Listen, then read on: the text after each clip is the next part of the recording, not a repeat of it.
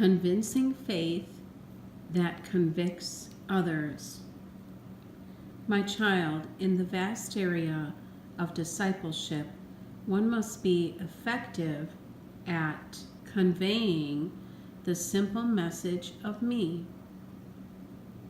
Oftentimes, mine become too wrapped up in other aspects of this giant faith walk and forget that it all begins with me. To be able to convincingly spread my gospel, my work, one must truly believe in the benefit of all I have done.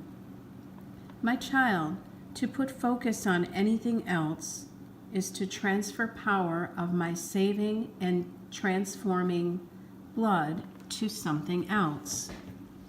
The power of my cross is the beginning, the middle, and the end in my own walk.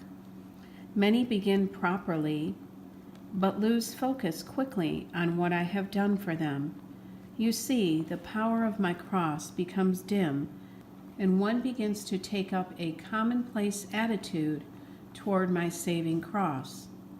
When this occurs, my child, other things begin to take precedence over the power of what I have accomplished. When I beckon one to view and observe my cross and my resurrection, the lightening of the spirit and the renewing of the heart takes place.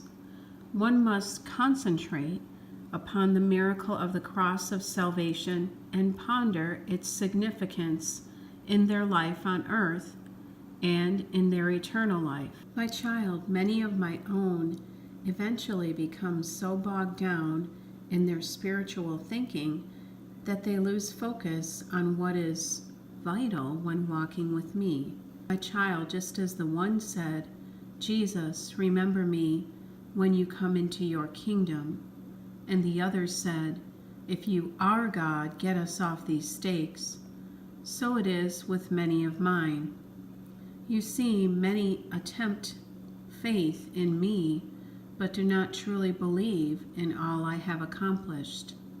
Many wish to rely on a God of their choice, one who is at their bidding, to do as they direct, rather than to submit to my leading and my direction.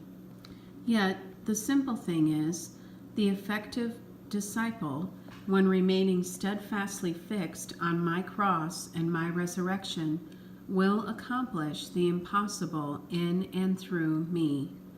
My child, mine and man's enemy wishes to diminish the power of my cross and resurrection and all I accomplished through it.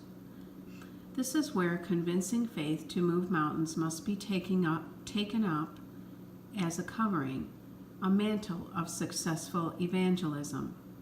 A branch cannot grow when it becomes separated from the vine, yet oftentimes mine attempt to grow in me while unattaching themselves from the power of my cross and resurrection.